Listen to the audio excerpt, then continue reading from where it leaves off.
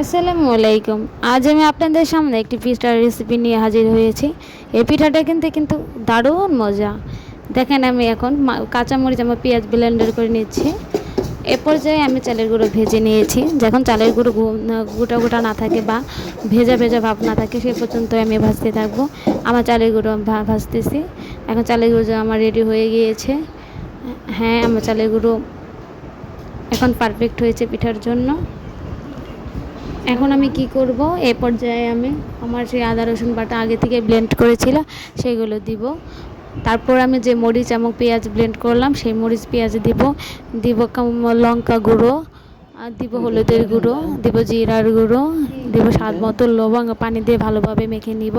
মেখে নিয়ে এমনভাবে মাখবো যেন পিঠার শেপটা ভালো হয়, পিঠার শেপটা যেন ভেঙে না যায় বা পানি পানি ভাব না থাকে।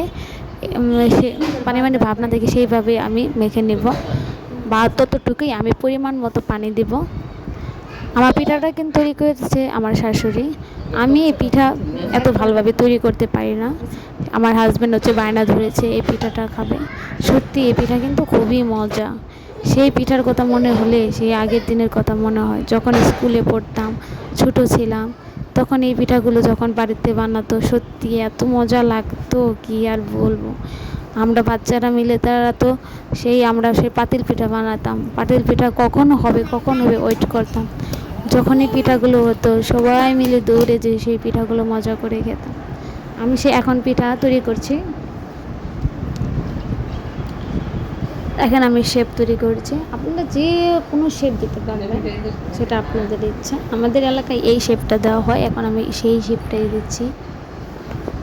এ পর্যায়ে আমার পিঠা সব রেডি হয়ে গিয়েছে। দেখেন এখন আমার মেয়েটা কিন্তু বায়না ধরেছে সেই পাতিল পিঠা খাবে। সেই পাতিল পিঠা একটা তৈরি করে দিয়েছি, সে আরেকটা তৈরি করবে। বলতেছে আম্মু আমাকে আরেকটা পাতিল পিঠা তৈরি করে দাও। কি করব বলেন, নিজেরা তো অনেক আনন্দ করেছি, গ্রামে ছিলাম, কিন্তু বাচ্চারা তো শহরে, তারা অনেক কিছু থেকে বঞ্চিত।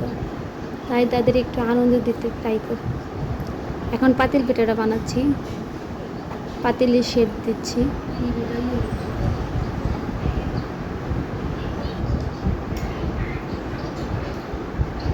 পাতিল পিঠা বানানোর জন্য ভিতরে হচ্ছে গুল গুল দিতে হয়। এগুলো খেতেই কিন্তু মজা, বাচ্চারা কিন্তু এগুলোই পছন্দ করে। সত্যি পিঠা খেতে যত মজা, তার চেয়ে মজা পিঠা বানানো। সেই আগের দিনের কথা মনে পড়ে যায়। এখন পর্যায়ে আমি পিঠাগুলো সিদ্ধ করে নেব। রাইস কুকারে যখন পানি গরম হবে, ভাপ উঠবে, তখন আমি পিঠাগুলো রাইস কুকারে দিয়ে দিব, দিয়ে ঢাকনা দিয়ে দিব। পিঠাগুলো এমনভাবে সিদ্ধ হতে হবে যেন পিঠার ভিতরে কাঁচা না থাকে, এটা অবশ্যই খেয়াল রাখতে হবে। আমার পিঠা এখন রেডি হয়ে গিয়েছে। এখনই দেখেন আমার মেয়ে বায়না ধরেছে সে পিঠা খাবে। এক পিঠা খা। আমার পিঠাগুলো রেডি। এখন পিঠাগুলো একটু ডেকোরেশন করলাম আপনাদের দেখানোর জন্য। দেখেন একটু পর আমি পিঠা খাবো, তাও দেখতে পারবেন। আমার ঝাল ঝাল মুরগির মাংসের সাথে আমি পিঠা, ঝাল ঝাল পিঠা, সত্যি দুর্দান্ত স্বাদ। এই স্বাদ না খেলে অবশ্য বুঝবেন না। আপনারা বাসায় ট্রাই করে দেখবেন। পিঠার রেসিপি পুরোটাই দিয়ে দিয়েছি, এভাবে তৈরি করে আপনারা খেয়ে নেবেন, খাবেন। এই পিঠাটা শুধু এই মাংসের সাথেই না, আপনারা সকালবেলা ভেজেও খেতে পারবেন। পিঠাগুলো পিস পিস করে কেটে তেলের মধ্যে ভেজেও খেতে পারবেন, সেটাও মজা। দেখেন, টাটা, বাই বাই। আজ এই পর্যন্তই।